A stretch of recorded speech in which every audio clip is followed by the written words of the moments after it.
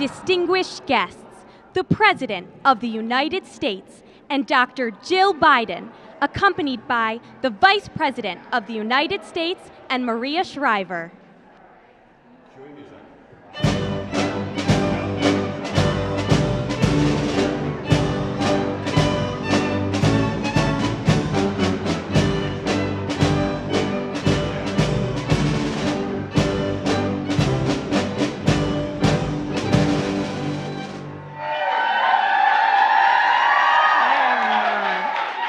Greetings, everyone. Greetings and happy Women's History Month.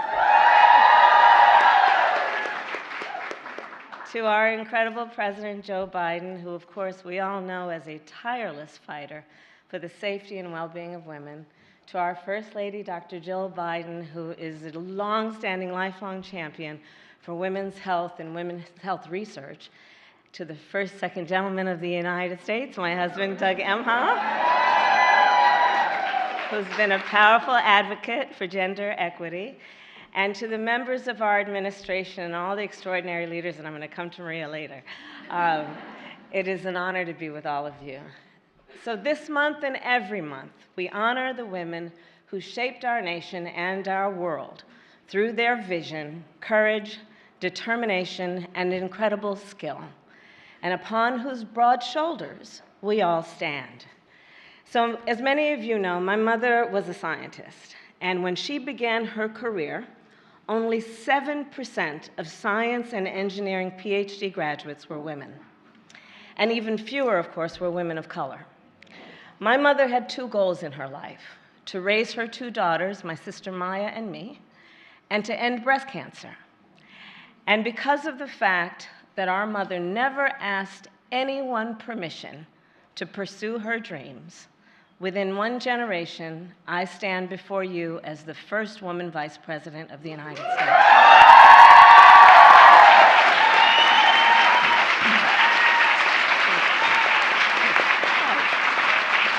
Thank you.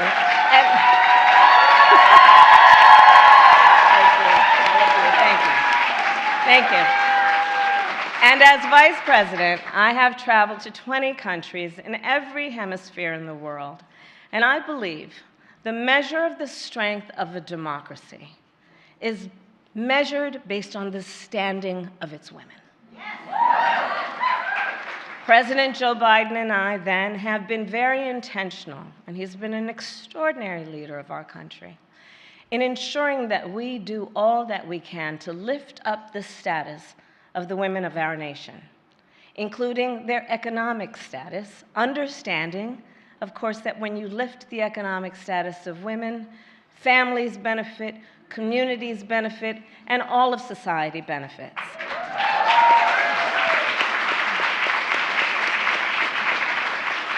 And so with that knowledge, we have taken on issues like student loan debt, understanding women carry nearly 2/3 of all student loan debt, 2/3.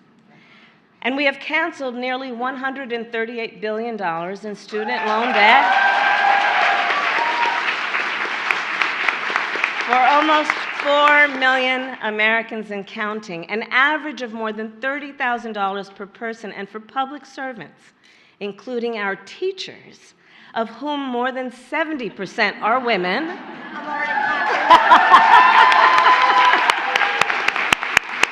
And 1/4 of this stage.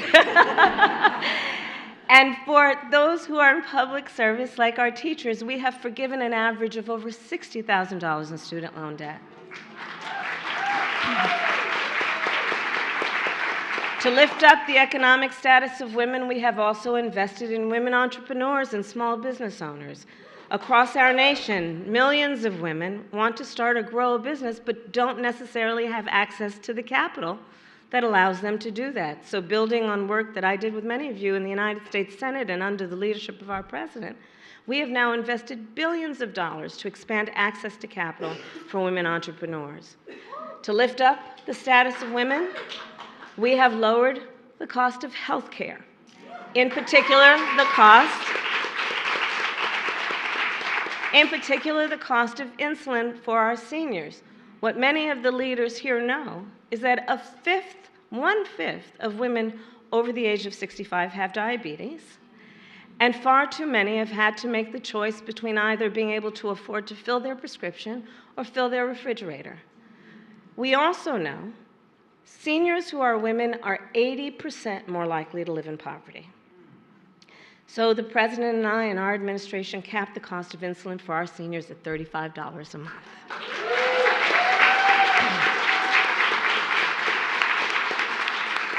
But even as we lift up the women and all people of our nation, there are those who are intent on dragging us backward. At this moment, in states across our nation, we are witnessing a full-on attack against hard-fought, hard-won freedoms and rights, including the right of women to make decisions about their own body and not have their government tell them what to do.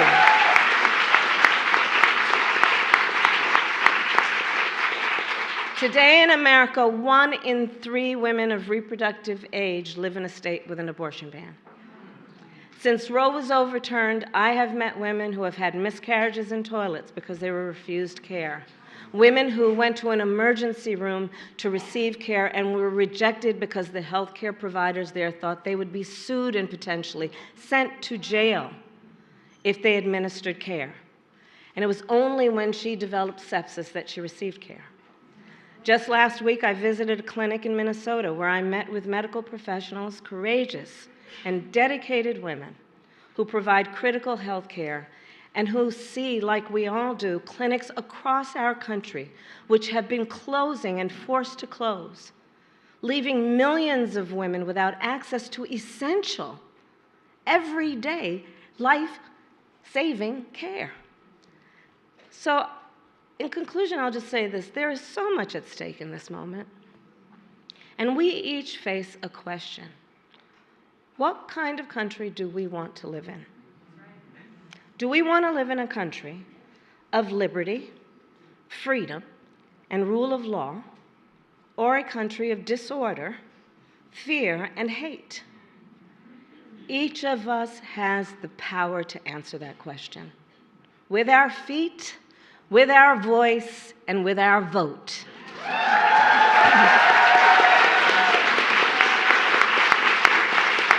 So let us continue to fight for our freedoms. And as we know from our history, when we fight, we win. There we are. And now it is my great honor to introduce someone that I have known for many, many years, who is an extraordinary leader in every way and has done so much for the women of America and for the women of my home state of California, and a friend to all of us, the great Maria Shriver.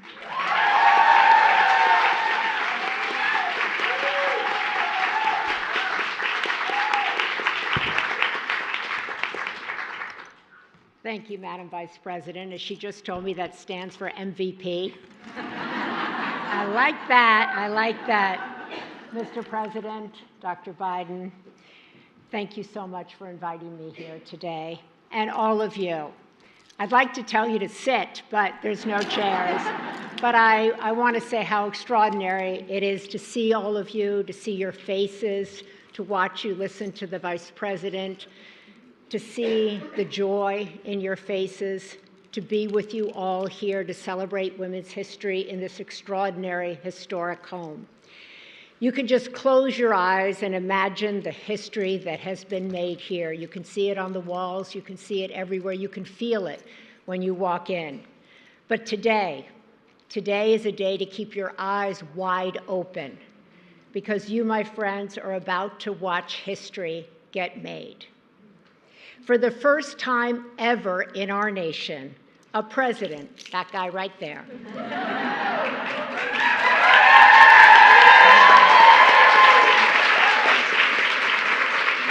he is going to sign an executive order that will transform the way our federal government deals with women's health. This executive order will direct the most comprehensive set of executive actions ever taken to ensure that women's health gets integrated and prioritized across all federal agencies. It will galvanize new research on a wide range of topics and help prevent, diagnose, and treat women's health conditions once and for all.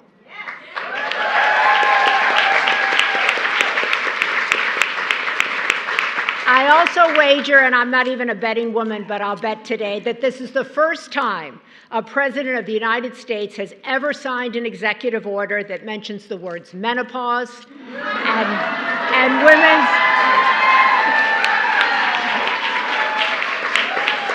women's midlife health in it. With the stroke of his pen, women will get the answers and the care they have long sought and they so rightly deserve.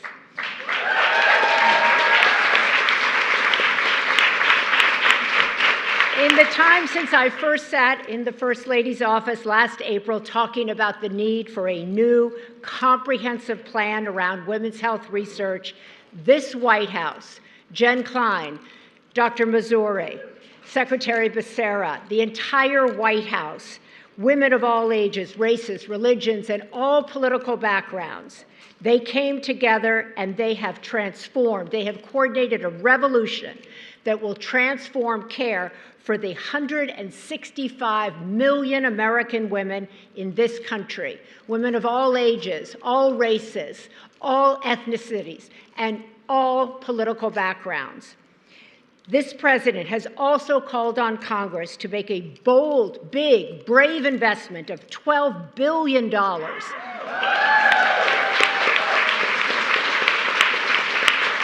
about that. I remember saying to the First Lady, we need to get at least $1 billion. And then she said, how's 12? I'm like, that's good, I'll take it. But he called for $12 billion. Think about that, in new funding for women's health research.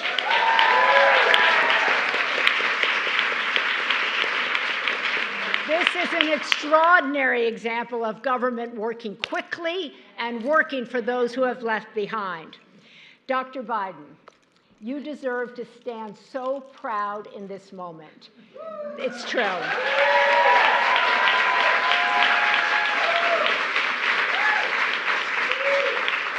She took this mission up the flagpole, through the halls of government, into the Oval Office, and transformed the way government sees us. She and her husband have launched an entire new era for women's health research. This is an undertaking that could only be put into motion by a president who respects women.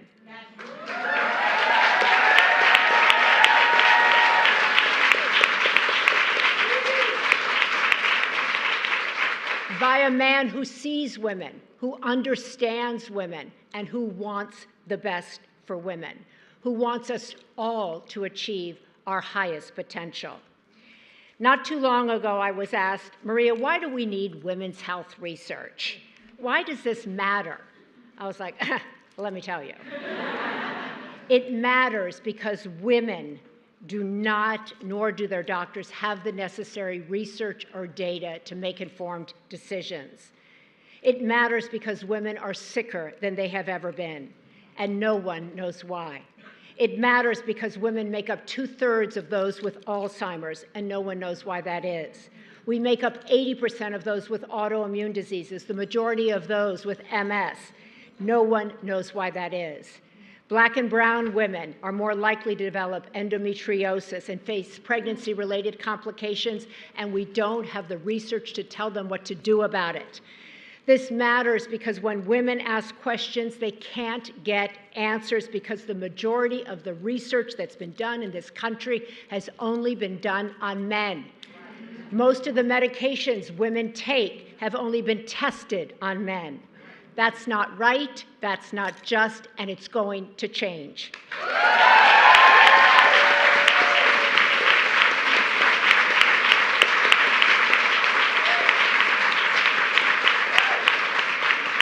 So now that the president has done his job, we have to do ours. We have to get Congress to approve the $12 billion investment this president has called for to implement this bold vision. So every woman, Every philanthropist, every innovator, every advocate, every researcher, and every instigator in this room and out of this room needs to get in on this and join us in this massive undertaking. And make no mistake, this is a massive undertaking. But as those of you who are gathered in this room know very well, women have never shied away from massive undertakings. We have changed history over and over again, and guess what? We get to do it one more time.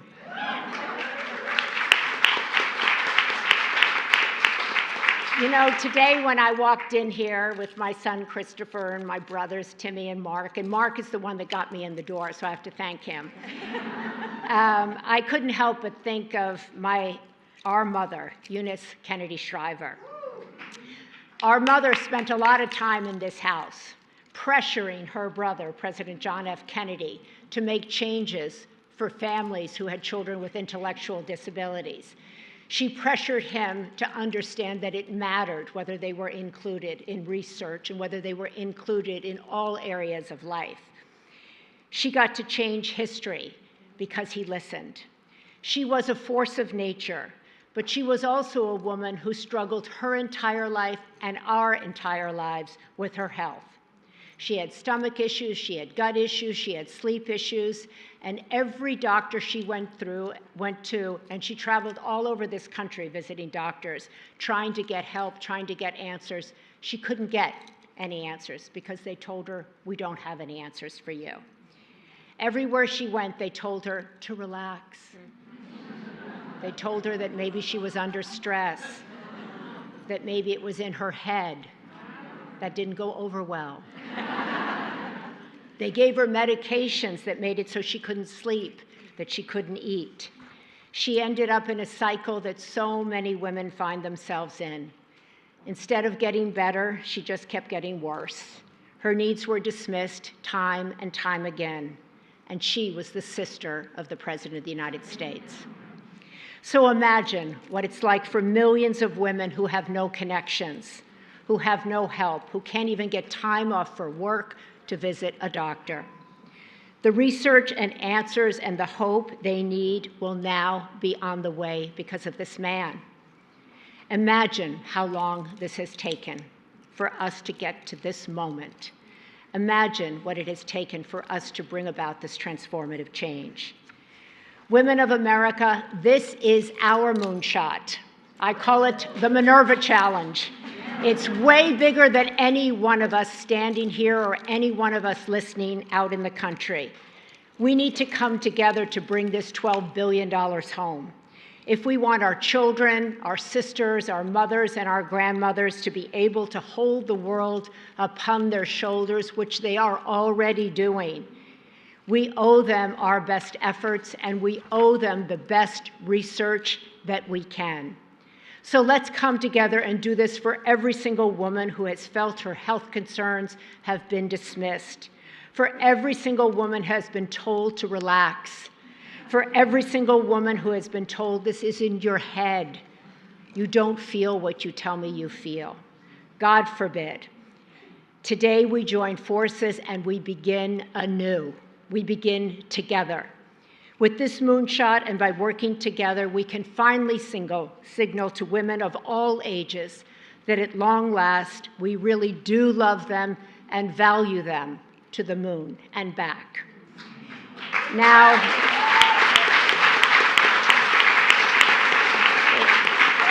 it is my great honor to introduce the woman who without none of this would be possible without her ability to take this up the flagpole, without her persistence, and without her passion, my great friend, Dr. Jill Biden.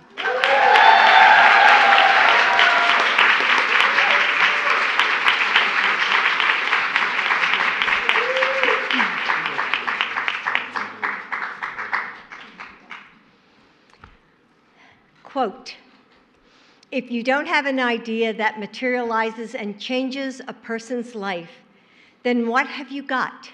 You have talk, research, telephone calls, meetings, but you don't have a change in the community." End quote. Eunice Kennedy Shriver.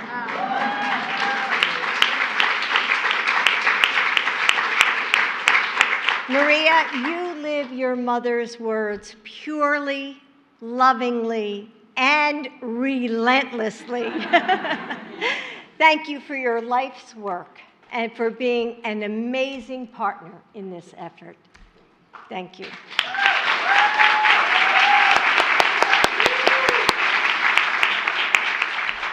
So, good morning. In the early 1970s, researchers in the United States studied estrogen's effect in preventing heart attacks. You see, it was observed that women who had gone through menopause, therefore who had lower levels of estrogen, were likely to have heart attacks. So a study was conducted asking whether estrogen prevents heart attacks. 8,341 people were selected for that study. All of them were men. This is how things were done. Even though women are half the population, women's health research has been underfunded and understudied. Too many of our medications, treatments, and medical school textbooks are based on men and their bodies. But that ends today.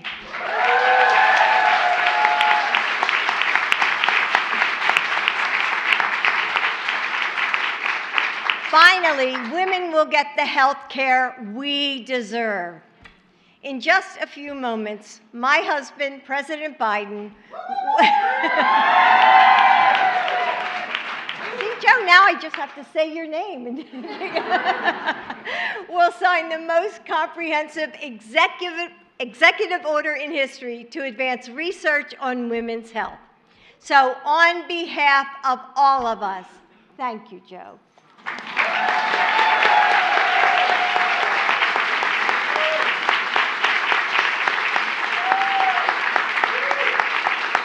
If you ask any woman in America about her health care, she probably has a story to tell. You all know her. She's the woman who gets debilitating migraines but doesn't know why, and can't find treatment options that work for her.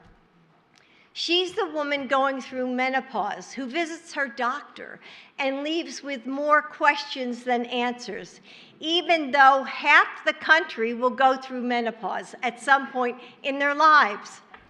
She's the woman whose heart attack isn't recognized because her symptoms don't look like a man's, even as heart disease is the leading cause of death among women.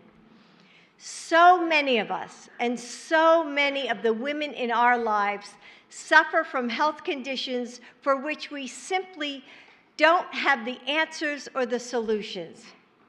Think about it. You might have the best doctors or the best insurance, but when it comes to Alzheimer's, endometriosis, thank you. And I'm an English teacher. IBS, or disruptive menopausal systems. Is that enough? No. We simply don't know enough about how to prevent, detect, or treat the conditions that affect women uniquely, disproportionately, or differently. And that's the result of a choice. Because for decades, business as usual has meant understudying and underfunding research on women's health. Your president believes that this is unacceptable.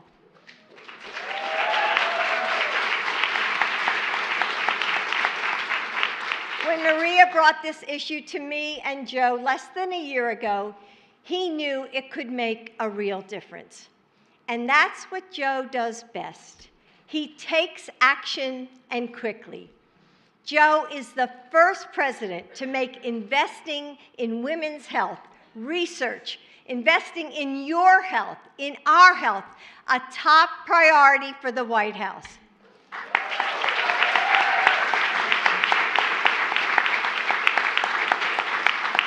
It's no secret that Joe's accomplishments on health care are historic. You heard about his successes already. Reducing health care premiums and prescription drug costs, protecting millions of patients from surprise medical bills and junk fees, and getting more Americans covered by insurance. But it's important that you know what Joe is doing through this White House initiative on women's health research is different and without precedent. He is investing resources and actually understanding the scientific basis of women's health conditions, which will allow researchers, doctors, and industry to find new ways to prevent, detect, and treat women's health.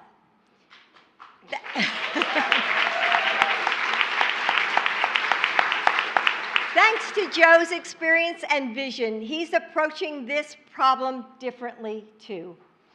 As president, Joe created ARPA-H, a new healthcare agency that pursues breakthroughs in health research at lightning speed.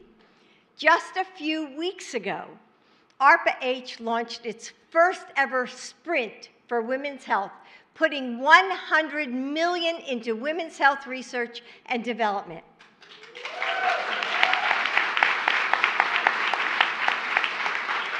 And during his State of the Union address, Joe called on Congress to invest $12 billion into women's health research, giving researchers the funding needed to make the kinds of discoveries that will change everything. And he's calling, just like Maria did, on entrepreneurs, investors, private industries, and philanthropists to do their part, because it's going to take all of us. Joe is fighting to finally deliver the answer that millions of women need about their health. This executive order wouldn't be possible without so many women who have been at this work for decades. Many of them doctors who are here with us today: Valerie, Susan, Carolyn, and so many others. So today, as we celebrate Women's History Month, let's write a new future for ourselves, for the girls and the women who will follow. A future where women leave doctors' offices with more answers than questions. A future where no woman or girl has to hear, like Maria said, "It's all in your head," or "It's just stress."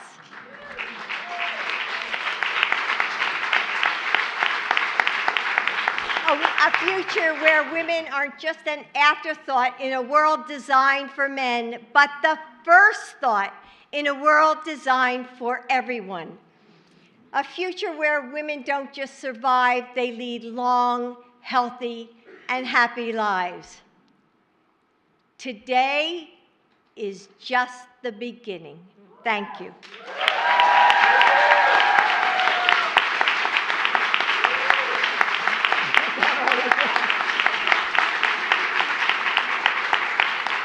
Now it is my honor to introduce a person who is helping make the future a reality. My husband, the President of the United States, Joe Biden.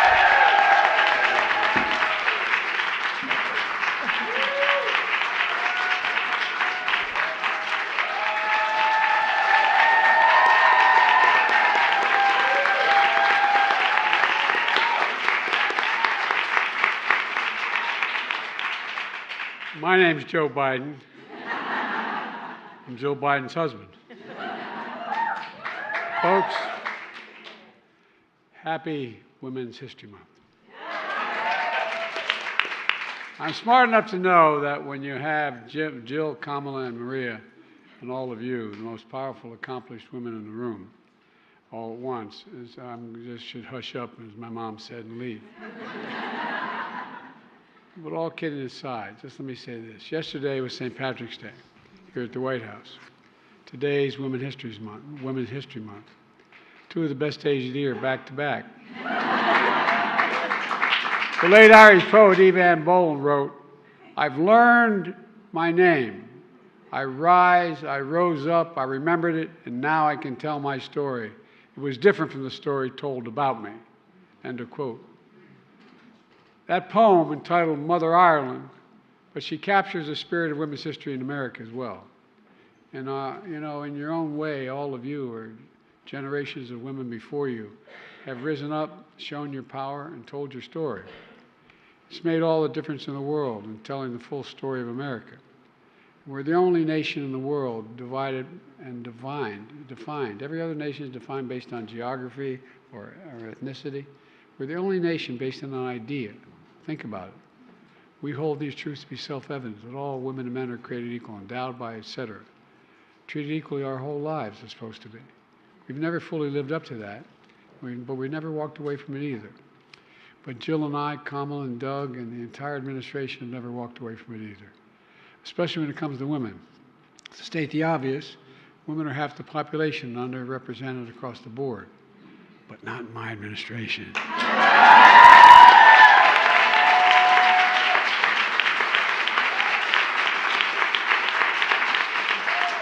To state the truth, all the women in our family are brighter than all the men, so it's not a hard decision. We're proud to have an administration that looks like America, with more women serving in senior positions than any time in American history.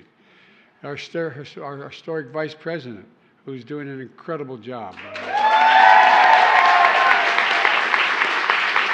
The cabinet and staff at every level across the administration, including military women, have gotten confirmed for 2 4-star generals to lead combat commands. The second and third women in history to do so, as well as the first woman ever to be on the Joint Chiefs of Staff. It matters. Together we put the first black woman on the United States Supreme Court.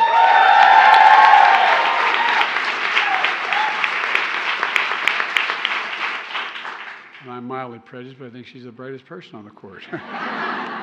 And more black women on the Federal Circuit Courts of Appeals than all previous presidents combined. And together we made historic progress through one of the toughest periods our nation has ever been through. Folks, and as Jill just talked about, we've launched the first ever White House initiative in women's health research to pioneer the next generation of scientific research and discovery in women's health. Think of all the breakthroughs we've made in medicine across the board, but women have not been the focus. Research has been taking much too long to get to you all. I've called on Congress, as we've said, I'm repeating myself here, $12 billion for that effort. And today we're jump-starting that investment by dedicating $200 million to the National Institute of Health to tackle some of the most pressing health problems facing women today.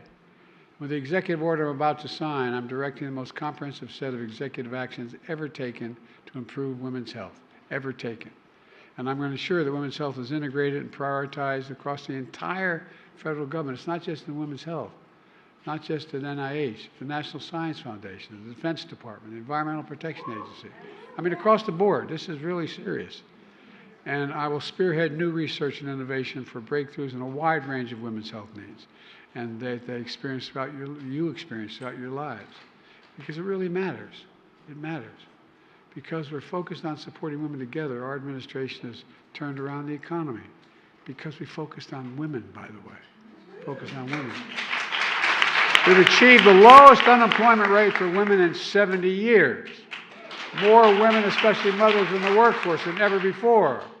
The narrowest gender gap on record, but so much more to do, so much more to do. Historic investments of over 225,000 child care centers, 90% of which are owned by women and staffed by women, so families can take care of their children and get to work and improve the economy. 60% increase in loans to small businesses owned by women, totaling $5.1 billion. We're just getting started. Through my American Rescue Plan and the child tax credit, we cut child poverty nearly in half. That's a fact. Which I might add, when my Republican friends tell me we're spending a lot of money, it's saving billions of dollars. Saving billions of dollars. We're actually cutting the deficit, too. Republicans voted against it, let it expire, but I'm fighting to bring the child tax credit back. And we're making sure that women can access jobs in sectors that have been historically underrepresented: manufacturing, construction, clean energy. And I make no apologies for being pro-union, but I tell you what, we had very direct meetings with union leadership. Not a joke. I said, I want you to show me on a yearly basis increased number of women in unions and increased number of minority in unions.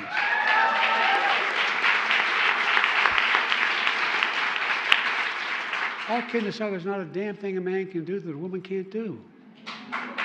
To state the obvious, if you want to have the strongest economy in the world, you can't leave half the workforce behind. As we advance women's economic empowerment, we're also ensuring their physical security. With the help of so many of you, we've brought the total of Investment Against Violence Against Women Act, which I proudly spent 6 years getting passed and wrote, as my daughter said, with my own paw. We probably wrote, we've provided $700 million in 2023, most ever, funding for everything from community groups focused on prevention, establishing the first ever hotline on abuse, holding predators accountable, etc. It matters a lot.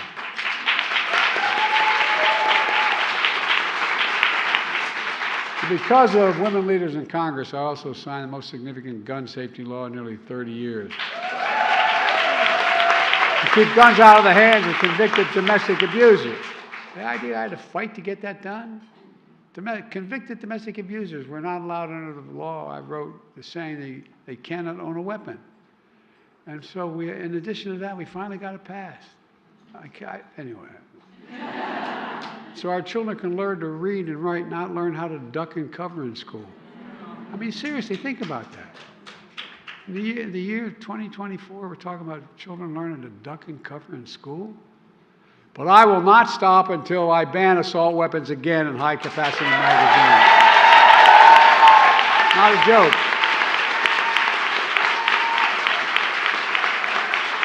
That doesn't abuse the Second Amendment. You've never been able to have any weapon. That never was the case from the very beginning. We created reforms that fundamentally shift how our military investigates and prosecutes sexual assault and domestic abuse. And by the way, she's not here today, but you all thank Kristen Gillibrand for that fight. She's in her new Lord leadership. We also continue to stand with women and girls worldwide against rape and sexual violence as weapons of war and terror. And we've spoken on it. We're one of the few leaders in the world who have spoken against it because we're punishing countries that engage in it. But folks, as I said in my State of the Union address, there's no ordinary time in our history. Democracy is literally at stake here at home and abroad. Our basic freedoms are under assault. Freedom to vote, freedom to choose, and so much more. My predecessor and his allies in Congress make no apologies for it. But here's the deal. It's a decision to overturn Roe v. Wade. The Supreme Court wrote, quote, "Women are not without electoral and or political power." No kidding.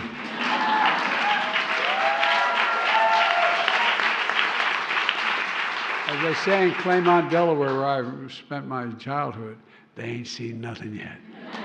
No, I'm serious. Clearly those bragging about overturning Roe v. Wade to support a national ban on abortion have no clue about the power of women. I mean it sincerely. But they're finding out. When reproductive freedom was on the ballot, the American people spoke in 2022 and 2024, and with the leadership of this woman to my left here, they're going to speak out again in 2024.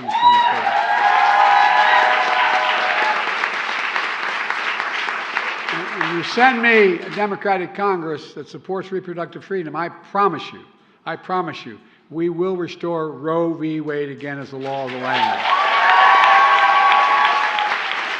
Look,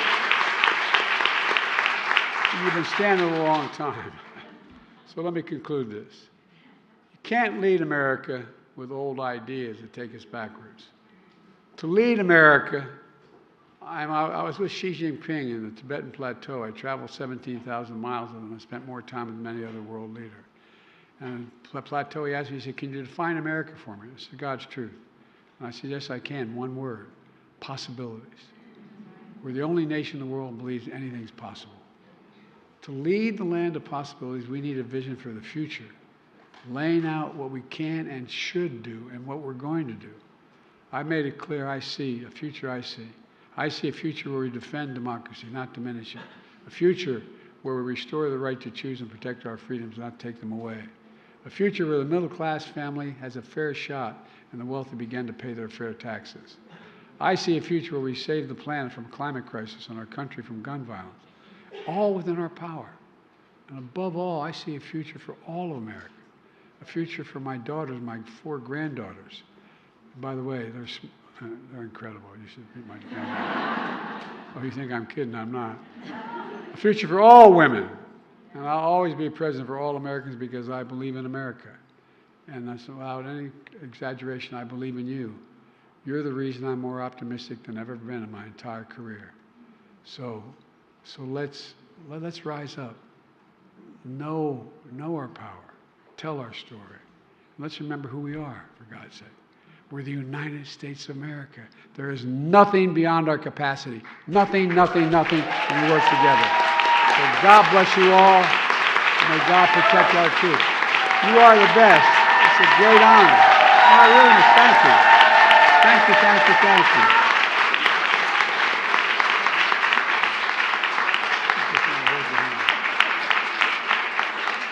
I like to embarrass her and hold her hand in public. I'm going to sign this executive order now.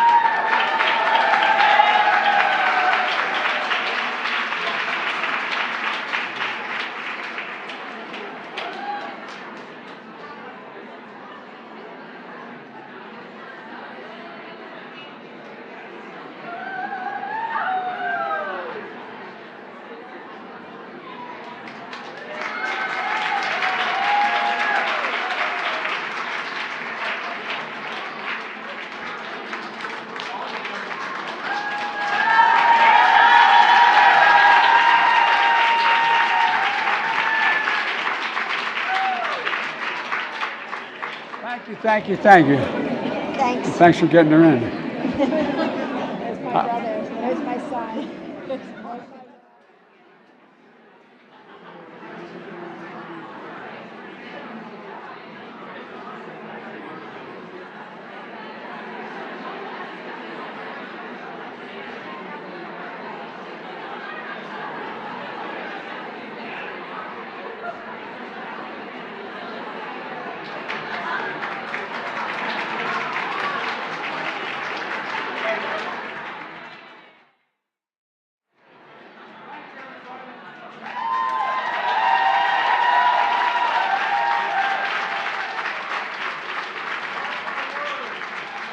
You're going to see significant changes in women's health, I promise you.